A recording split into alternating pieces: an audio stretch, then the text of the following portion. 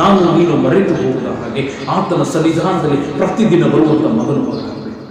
ಆತನು ನಿನಗಾಗಿ ಪ್ರತಿ ಕ್ಷಣ ಪ್ರತಿದಿನ ಆತನು ಕಾಯುತ್ತಿರುವಾಗ ನನ್ನ ಮಗನು ನನ್ನ ಸನ್ನಿಧಾನದಲ್ಲಿ ಬರುತ್ತಾನೆ ಎಂಬುದಾಗಿ ಹೇಳಿರುವಾಗ ಆತನ ರಕ್ತವು ಆ ಹರಿದಿರ್ತಕ್ಕಂಥ ಶಿಲುಬೆಯ ಮೇಲೆ ಹರಿದಿರುವಂತಹ ರಕ್ತವು ನಿನ್ನನ್ನು ಕರೀತಾ ಇದೆ. ಮಗನೇ ಮಗಳೇ ನೀನು ಎಲ್ಲಿದೆಯಾ ಎಂಬುದಾಗಿ, ಮಗನೇ ಮಗಳೇ ನೀನು ಆತನ ಸನ್ನಿಧಾನದಲ್ಲಿ ಬಾರದೆ ಇರುವುದನ್ನ ಎಷ್ಟು ದಿನಗಳಾಗಿವೆ ಎಂಬುದಾಗಿ ನಾನು ನೀನು ಜ್ಞಾಪಕ ಮಾಡಿಕೊಳ್ಳಬೇಕಾಗಿದೆ.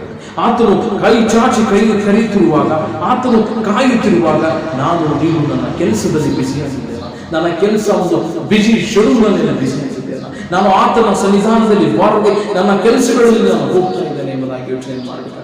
ಕರ್ತನಲ್ಲಿ ಪ್ರಿಯ ಸಹೋದರ ಸಹೋದರಿಯರೇ, ಈ ಒಂದು ದಿನದಲ್ಲಿ ನಾನು ನೀನು ನಿರ್ಧಾರವನ್ನು ಮಾಡಬೇಕಾಗಿದೆ. ಸ್ವಾಮಿ, ಇಲ್ಲ ಕರ್ತನೆ, ನೀನು ಸುರಿಸಿದಂತಹ ರಕ್ತ ನನಗಾಗಿ ನೀನು ಕೊರಡೆಗಳನ್ನು ಧರಿಸಿಕೊಂಡಿದ್ದೆ, ನನಗಾಗಿ ನೀನು ಮುಳಿದ ಕಿರೀಟವನ್ನು ಧರಿಸಿಕೊಂಡಿದ್ದೆ, ನನಗಾಗಿ ನಿನ್ನ ಮುಖದ ಮೇಲೆ ಗುರುತಿಸಿಕೊಂಡಿದ್ದೆ ಕರ್ತನೆ. ನನಗಾಗಿ ಕರ್ತನೆ ನಿನ್ನ ಮೇಲಿನ ಹೊದಿಕೆಯನ್ನು ಪಾಪಾದಿನ ಸ್ವಾಮಿ ಕೆಂಪು ಓಲಿಯನ್ನು ಹೊದಿಸಿದರೆ ಎಂಬುದಾಗಿ, ಬ್ಲೀಡಿಂಗ್ ಆಗ್ತಕ್ಕಂಥ ದೇಹದ ಮೇಲೆ ನಿನಗೆ ಓಲಿಯನ್ನು ಹೊದಿಸಿದರೆ ಅದನ್ನು ತೆಗೆಯುವಾಗ ಎಷ್ಟು ನೋವಾಗಿ ಕರ್ತನೆ.